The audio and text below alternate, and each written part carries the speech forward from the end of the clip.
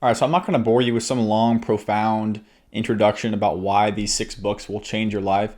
And I understand that this is not a super original video idea. You've probably seen videos like this before. But what I will say is that I have read over 100 books, probably a lot too many. And the books that I'm about to show you right now probably account for 98% of all the knowledge that I've accumulated from reading in general. I prioritize wisdom over knowledge, wisdom being the lessons you learn from experience and just living life, knowledge, the things that you learn just from like books and studying stuff. But I want to start this video off by saying that the purpose of reading is to find things, information, pieces of wisdom, and apply it to your life. That is the entire purpose of reading, because you can read every single book on the earth, but if you never actually take things from those readings and actually apply it and use it in your life, there's no point. And so if you do decide to read any of these books or all of them, I want you to make sure that you take your time with each one and make sure you are fully absorbing all of the information that is inside these books, and taking things that can actually help you in your life and making it a conscious effort to apply them to your life and use them. And another thing I want to say is that if you're reading any book, not just the ones that I'm about to show to you, but any book, you get like halfway through it and you're just not interested in it, stop reading it.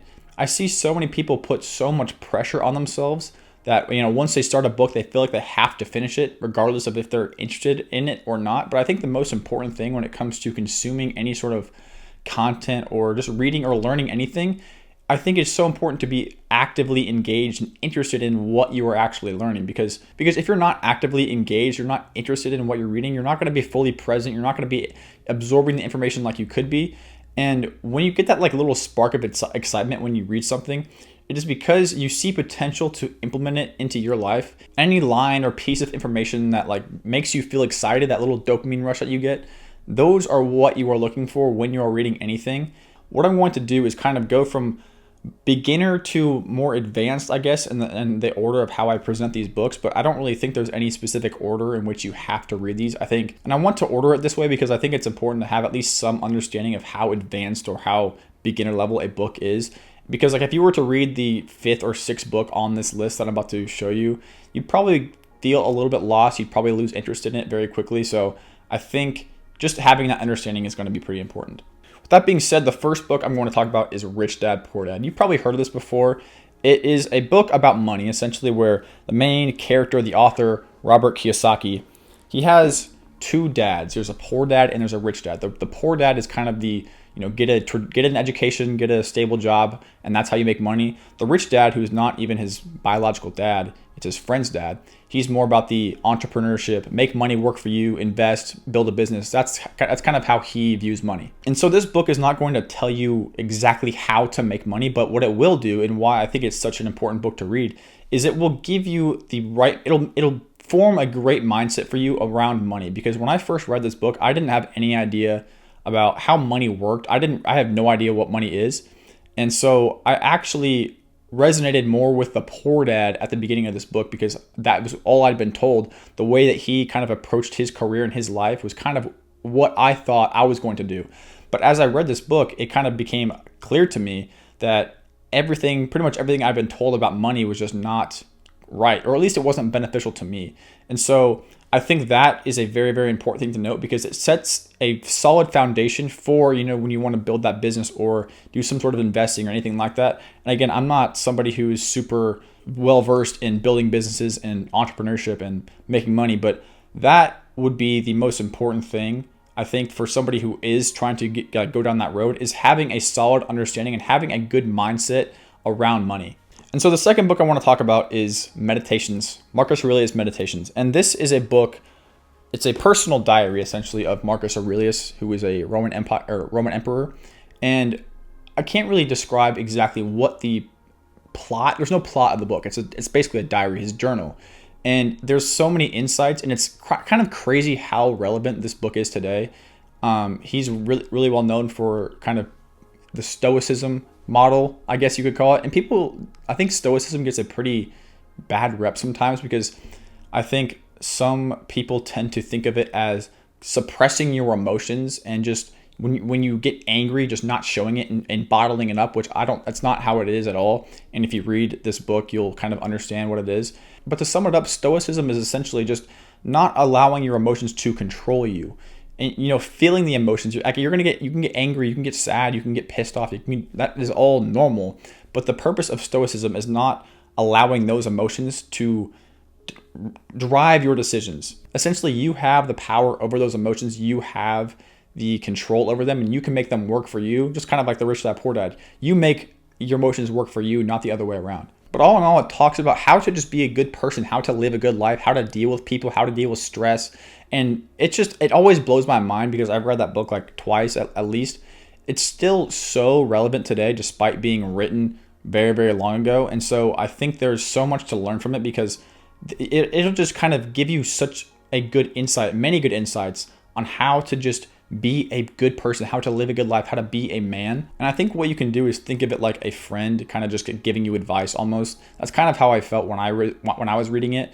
It was really one of the first kind of philosophy books that I ever read. So a lot of those lines that I read in there kind of spoke to me. I highlighted so much because lots of the things he said I'd never ever seen or heard before. But the biggest reason I like this book and the biggest reason why I think it is so important for people to read is that it's pretty much all wisdom based. So all lessons that he has learned through life or through experience as a Roman emperor, which is why I think it is that much more valuable. The third book on this list, and the only fiction book I believe, is The Alchemist by Paulo Coelho. And I don't want to say too much about these books. I think that's the hardest part because I want you to actually read them and find the lessons for yourself. But it's all about finding your destiny and pursuing your personal legend, as they call it.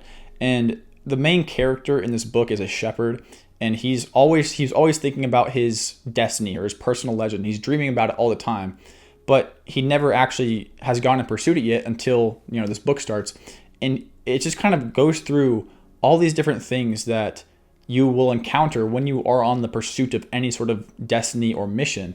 And I think you can learn a lot from this book because, and I honestly think there's a lot more truth to be found in fiction books than there are in nonfiction books. There's going to be some nuances to that, but when you read a fiction book like this one that is super well written, it's almost like you resonate so much more with the characters because they are a reflection of you in a way. Like I saw a lot of myself in this main character doing his very best to become the best version of himself and pursue his goals, pursue his dreams, pursue his destiny.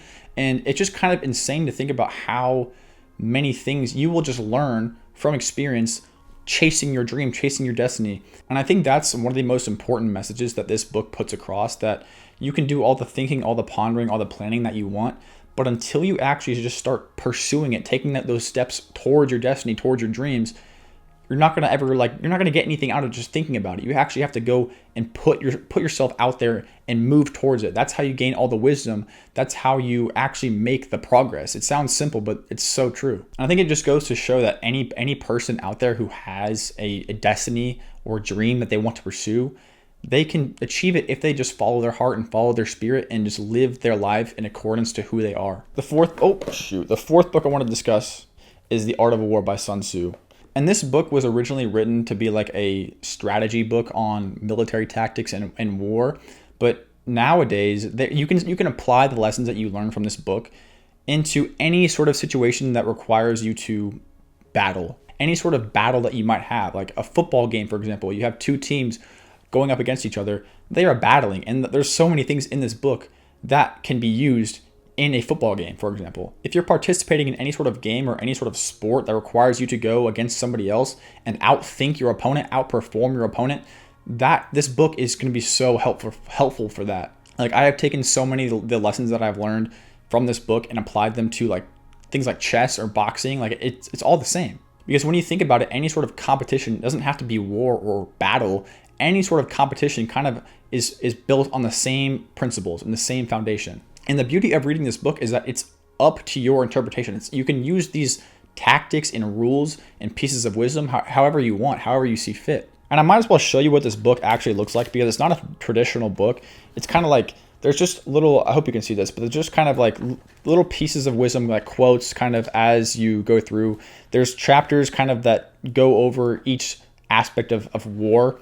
And I'm going to try and find some good pieces real quick. The quality of decision is like the well-timed swoop of a falcon, which enables it to strike and destroy its victim. He who can modify his tactics in relation to his opponent and thereby succeed in winning may be called a heaven-born captain. If fighting is sure to result in victory, then you must fight, even though the ruler forbid it. If fighting will not result in victory, then you must not fight, even at the ruler's bidding. And those are just a couple lines that I found skimming through the book real quick, but I promise you, if you go through that book and you can read it honestly in less than an hour if you really wanted to, because it's not a super long book. It's just kind of those pieces of wisdom. And the last book I would like to talk about, and a book that I haven't even finished yet, is Reality Transurfing. And this book is about 700 pages. It is pretty expensive as well. This was the book that for my 22nd birthday, I asked for one thing, and it was that book. And I would say that book is pretty much a blueprint for life. And the main principle kind of this book is the fact that you can essentially surf through different realities in life. One decision, one thought, one belief that you have can determine how your life ends up. And I guess you could call it like a metaphysical type book, because lots of the concepts that are discussed in this book are pretty out there and pretty woo-woo-ish, as people call it. But the main overarching principle is understanding that you have the power to control your reality. You have the power to kind of experience whatever reality you want. And all that is stopping you from doing that are the thoughts and beliefs and the attitudes you have on a daily basis. And yeah, it is 700 pages, which is why I'm not done with it yet, because it's kind of one of those books that you can read 20 pages and then put it down and then come back to it later. So that's kind of what I've been doing, but I will finish it eventually. I know I will, but up to this point, it has already taught me so much about reality and so much about life. All in all, it's about realizing that you have so much more control over your reality than you think.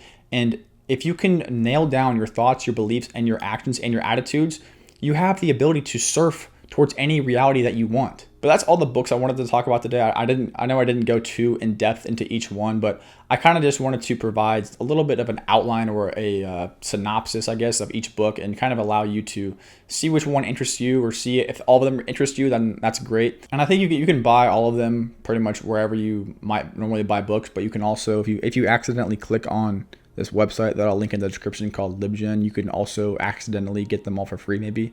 I don't know. But I hope you enjoyed this video. Let me know if any of these books were interesting to you, if you've read any of them.